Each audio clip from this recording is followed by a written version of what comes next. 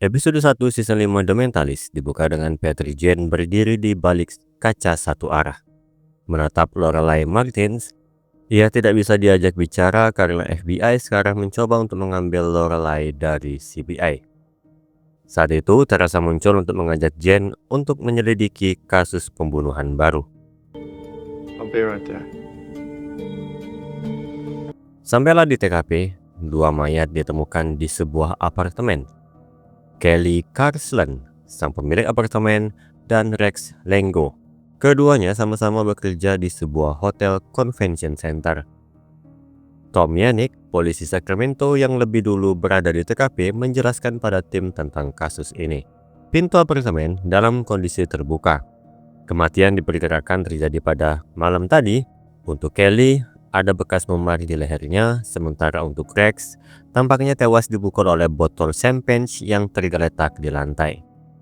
Asumsi tim sendiri, dua korban dibunuh oleh orang ketiga karena jika mereka saling bunuh, maka salah satu dari mereka harus dalam kondisi sadar. Sementara dari analisis Jane, Kelly tipe wanita yang berganti-ganti pacar. She believes, poor soul, in a benevolent universe. Dan Rex tampaknya bukanlah pacar Kelly. Yang jadi pertanyaan adalah botol champagne klasik yang mahal. Atas dasar apa champagne itu ada di ruang tamu? Tidak banyak barang bukti yang ada, namun Jane sempat melihat foto-foto milik Kelly di kamarnya. Di luar, saat tim CBI hendak pergi, agen FBI datang. Rede Smith dan Gabe Mancini. Mereka tahu tim Teresa beserta Jane diskors karena kejadian pada akhir season 4. Namun Jane menunjukkan bahwa FBI telah membuat kesalahan. Ia lalu memprovokasi agen Mancini, membuat Joe dan Risby akhirnya mulai berkelahi dengan dua agen FBI itu. I'll see you back at the office. Kemudian Teresa dan Jane bertemu dengan Gail Bertram. Tentu Bertram kesal karena dialah yang mencabut skorsing tim Teresa serta Jane, tapi mereka malah berseteru dengan FBI di TKP. Ditambah Bertram juga diminta Jane untuk mempertahankan Lorelai di CBI dengan melobi FBI atas kekacauan yang menyebabkan pembunuhan Luther Wainwright. I won't say a word at this. You're damn right you won't say a word because you won't be there. Setelahnya di perjalanan menuju konferensi pers, Bertram bertemu Alexa dari FBI. Mengingatkan Alexa tentang kesepakatan yang dibuat, CBI tidak akan menyalahkan FBI atas pembunuhan Luther Wainwright asalkan Lorelai Martins menjadi tahanan CBI.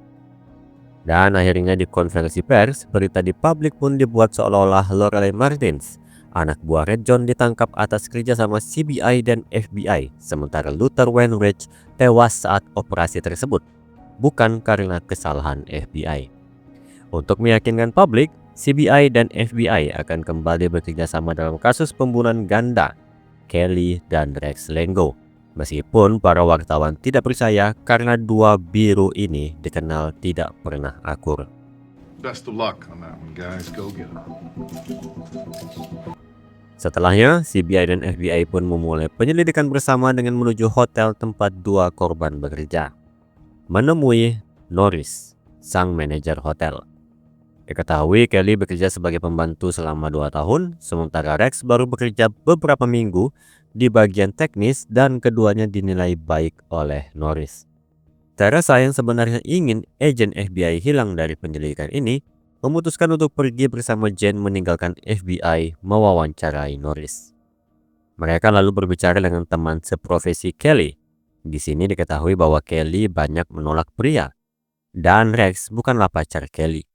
Jika ada yang sering mengganggu Kelly, itu adalah Norris, manajer yang hobi mendekati pekerja wanita di hotel ini. You think he did this? Dengan informasi itu, Jane mempunyai ide. Saat mereka hendak pergi, Jane menemui Norris di depan dua agen FBI. Dia membuat Norris menjadi tersangka ketika foto-foto Kelly ada di dompet Norris. Hal itu dengan cepat membuat Smith dan Mancini membawa Norris ke FBI. Jane membiarkannya karena setelah itu ia menjelaskan kepada Teresa Norris bukanlah pelakunya. Tangannya terlalu kecil untuk mencekik Kelly, dan foto-foto di dompet Norris Jane yang menyelipkannya. Foto-foto itu dia dapat dari apartemen Kelly sebelumnya. Ini dilakukan untuk mengabulkan keinginan Teresa yang ingin dua agen FBI itu menghilang dari penyelidikan. It's like a bad date. I wish these bozos would just vanish. Sampai kembali ke CBI, Van Pelt memberitahu Teresa tentang penyelidikan lebih lanjut mengenai Kelly. Dia memiliki seorang kakak perempuan bernama Nicola. Kelly sempat menelponnya pada jam 7:15 malam sebelum menelpon 911. Untuk Rex Lengo, apartemennya sudah diselidiki tapi tidak ditemukan hal yang mencurigakan. Teresa pun memerintahkan Cho dan Rigsby untuk kembali ke TKP menanyai para tetangga apakah mereka mendengar atau melihat sesuatu. Sementara Teresa dan Jane akan pergi menemui Nicola. You two go and canvass the crime scene like you should have instead of fighting with the FBI. Dan sampailah Teresa dan Jane di tempat Nicola, kakak perempuan Kelly. Diketahui saat Kelly menelpon, Nicola sedang menghadiri acara di Sierra. Di sana tidak ada sinyal telepon sampai ia pulang mendengar pesan suara dari Kelly.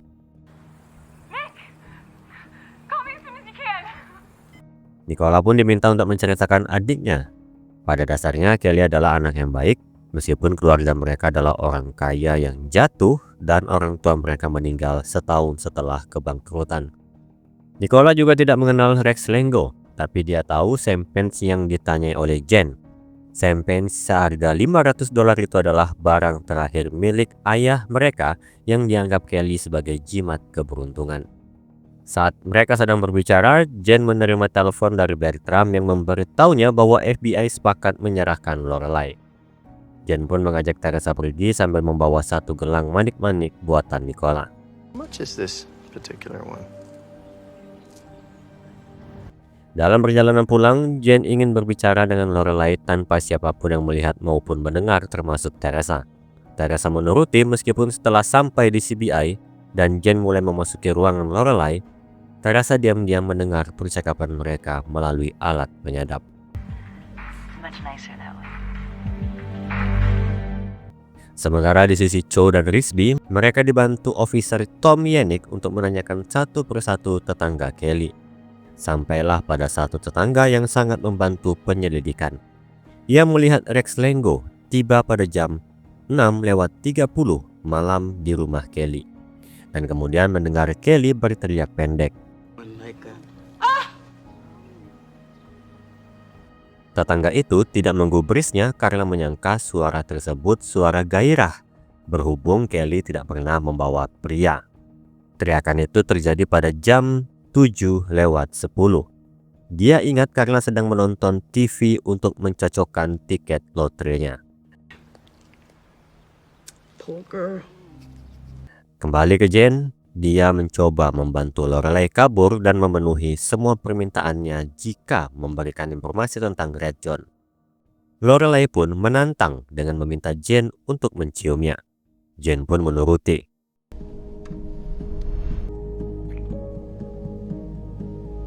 Lorelai meminta untuk berpikir sampai malam tiba. Dan saat Jen keluar, Teresa memarahi Jen telah berbuat terlalu jauh. Jen hanya mengatakan ini semua dilakukan demi mendapatkan Red John dan tujuannya hanya mempermainkan Lorelai. Teresa diantara kesal dan cemburu pergi meninggalkan Jen dan menuju ruang utama. Van Pelt dengan sedikit ragu melihat bosnya yang sedang tampak marah memberikan laporan dari forensik. Pada Kelly, terdapat bulu bantal ada di dalam mulutnya. Ini menimbulkan pertanyaan mengapa Kelly dibunuh dengan dua cara berbeda, dicekik dan dibekap oleh bantal. Sementara untuk Rex, identitas aslinya bernama Erzat Lonagol dan tinggal di Baskerville. Saat ini, Cho dan Rigsby sedang menuju ke sana. Maka pindahlah ke Bakersfield. Cho dan Rigsby menginterogasi sepupu dan paman Rex Lengo, yang memberitahu mereka bahwa Rex mengganti namanya agar terlihat seperti pengusaha sukses. Rex ahli dalam memakai komputer dan tampaknya dia pergi dari Baskerville untuk menghindari gugatan hukum yang menimpanya. He was a dog to the women always. A bum. Informasi itu disampaikan saat Cho dan Rigsby sampai ke CBI. Latar belakang Rex tidak mungkin membuat Kelly berhubungan dengannya. Tapi mengapa ada bekas lipstick Kelly di pipi Rex? Van Pelt juga melaporkan ingin memeriksa komputer Kelly tapi tidak bisa karena hard disk Kelly rusak. Dari cerita Van Pelt, Jen menyimpulkan alasan Rex ada di rumah Kelly adalah untuk memperbaiki komputer Kelly mengingat Rex yang ahli komputer. Namun, Jen belum tahu apa yang terjadi setelahnya. Dia lebih memilih pergi untuk berbicara dengan Lorelai. Hanya saja sampai di depan lift, FBI telah membawa Lorelai secara tiba-tiba. Patrick! Back it up. Patrick! Jen tidak bisa menghentikan itu selain pergi menuju Gail Bertram. Sampai di sana, Bertram mengatakan FBI telah menipu CBI dengan berpura-pura menyerahkan Lorelai ke CBI untuk membuat surat penangkapan Lorelai. Jen pun memaksa Bertram untuk menggunakan hakim demi membawa kembali Lorelai, atau dia akan menceritakan apa yang sebenarnya terjadi pada Luther Wainwright. Call a hearing or I will be very glad to sing like a bird.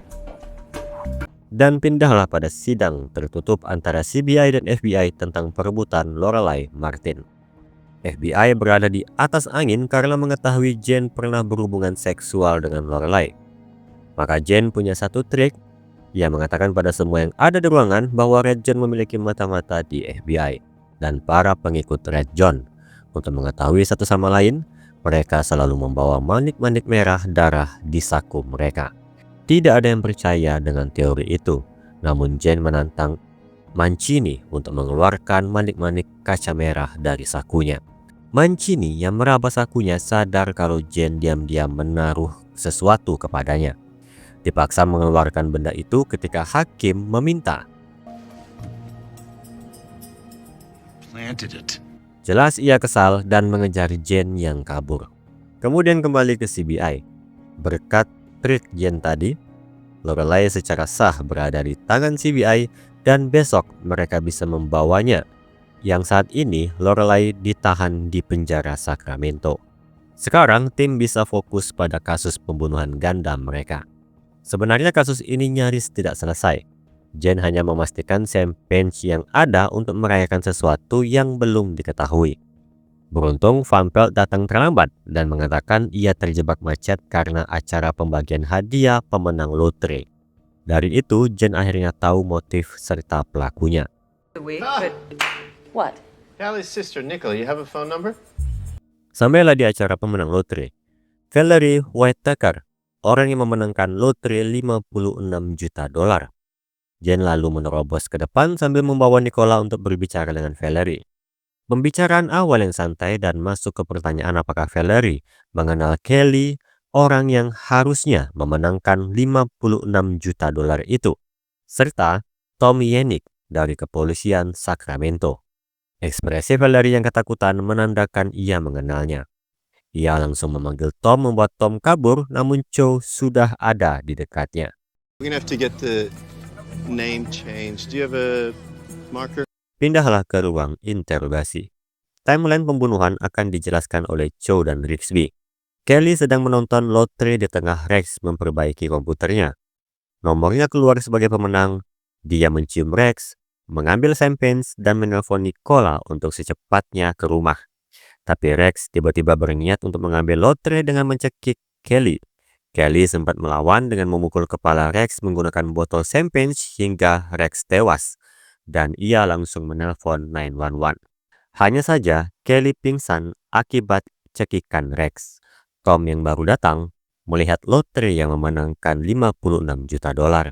Dia membunuh Kelly dengan bantal dan membuat kondisi seperti Kelly dan Rex saling membunuh. Dia mengambil tiket itu dan diserahkan pada kenalannya, Valerie, untuk menghilangkan kecurigaan.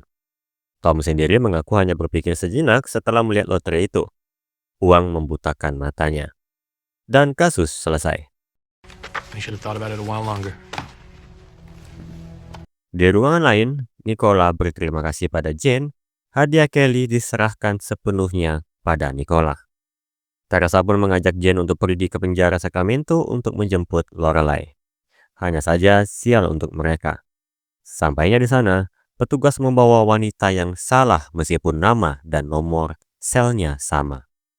Teresa dan Jen menyadari bahwa Lorelai telah pergi.